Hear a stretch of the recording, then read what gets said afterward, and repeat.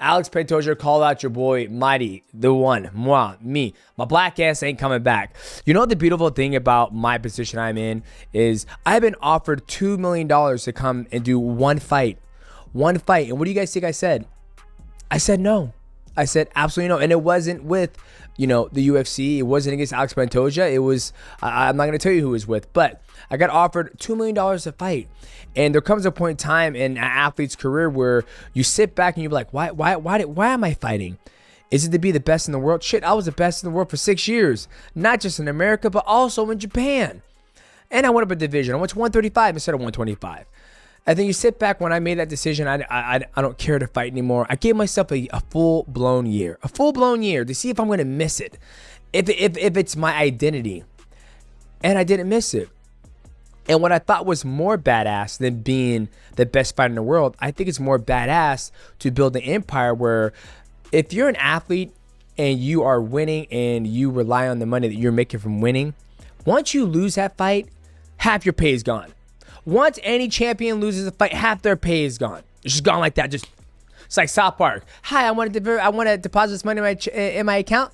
Okay, so we're going to sign that, and it's gone. If you guys seen that episode, if you know, you know. But that's the beautiful thing. What made me want to retire is that I don't want to rely on my body or me being the best in the world in order to pay my bills and invest and build my empire. So I gave myself that year to just be like, you know what, I don't want to fight anymore. Actually, my New Year's resolution in 2023 for 2024 was I'm not going to fight ever again. I'm not going to accept the fight. Any fights that come on the table, I'm saying no. Any grappling tournaments I get opportunity to grapple and make good money to do like ADXC or anything like that, I'm saying no. Even CJI, I said no. I said I'm not going to compete anymore for money. So when Alex Pantoja called me out, I was like, everybody's blowing me up. What do you think, dog? What do you think? I was like, guys, I'm retired.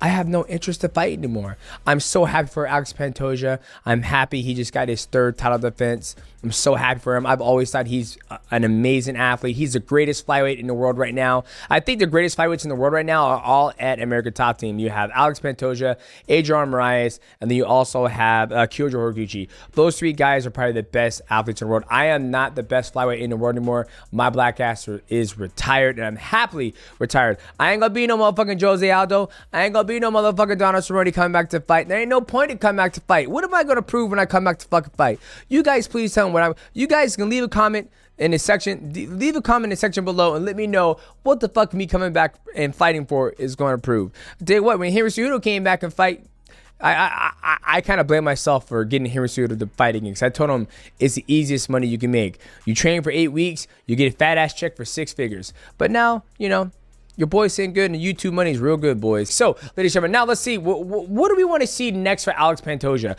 Well, I'll tell you what I want to see next from Kai Asakura. I don't want Kai Asakura to move away. I want to see him continue to fight in the UFC.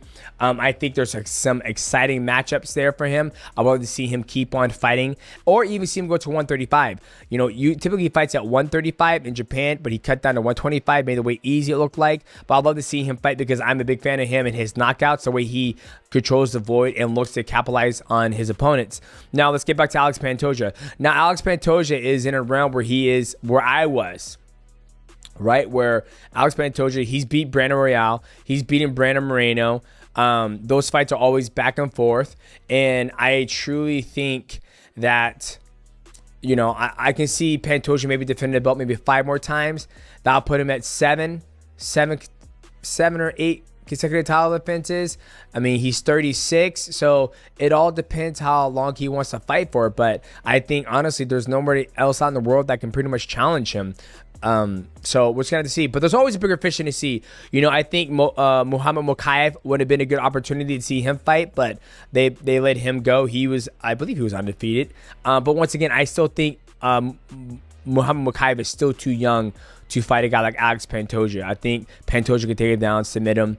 Who else? I mean, the Brandon Royale fight, that could be an interesting fight, but once again, it's gonna be Pantoja trying to take him down, trying to submit him. Brandon Royale is gonna be trying to survive.